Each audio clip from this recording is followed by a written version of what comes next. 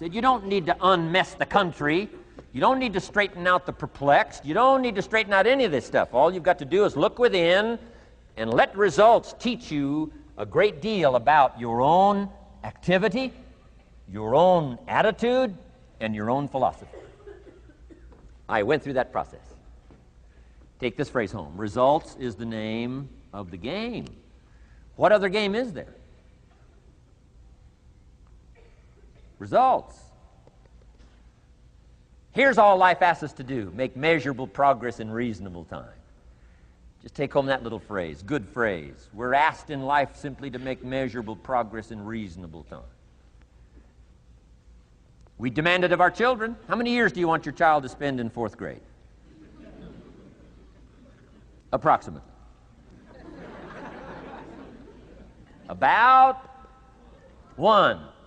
If it looks like they're not going to make it, we pour on the pressure, called legitimate pressure, lack of results. Peer pressure, family pressure, school pressure, community pressure. Every other kind of pressure we can bring to bear. Why? You can't stay more than 1 year in 4th grade. As parents, you'd have to leave the community. You say, well, what if they're nice kids? Wouldn't you give them 3 or 4 years? And the answer is no. You got to make better progress than that.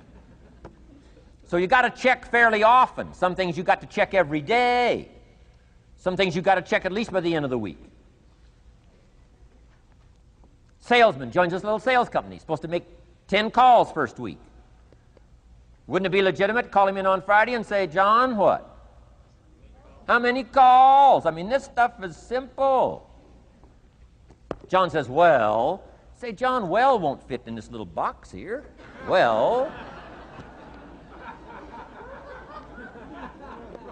Now John starts with a story. You say, John, I made this little box so small so a story won't fit.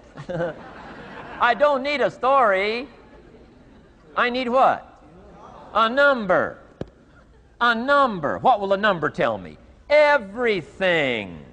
John's supposed to make 10 calls. What if he made 20? You say, wow. Wow. We got somebody. What if he only made 1 call? Whoa.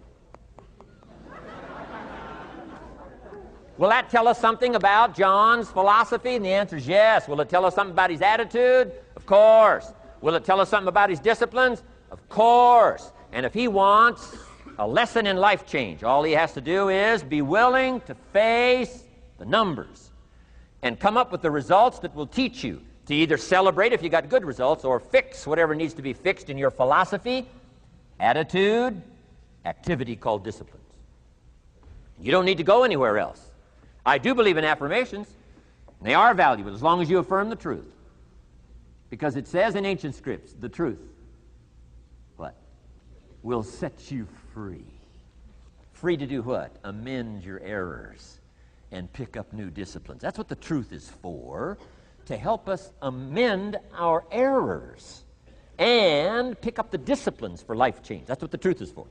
So I do believe in affirming the truth. If you're broke, best thing to affirm is, I am broke. You put that up on the refrigerator where you can see it every day. I mean, that's how you do that. Now, if you need a little additional affirmation, you just put up there, I'm 40 and broke. I mean, you know, that ought to do it. And if you need just a little more, put up there, I live in America and I'm 40 and broke. That's enough to turn your life around. It says, hey, something is wrong. Somewhere I have messed up. And I'm telling you, if you'll start with that, it's called the process of life change, and it doesn't matter how small the process is to start. One discipline starts it, and then one discipline feeds another, and the first thing you know, you've got this whole cycle in an upward positive motion. And it's called life change. It's called income change. It's called health change. Relationship with your family change. Equities unprecedented that you can have in numbers that will stagger the imagination if you do not curse what's available and start amending what's possible to get the results that you want. I don't think I can put it in any better language.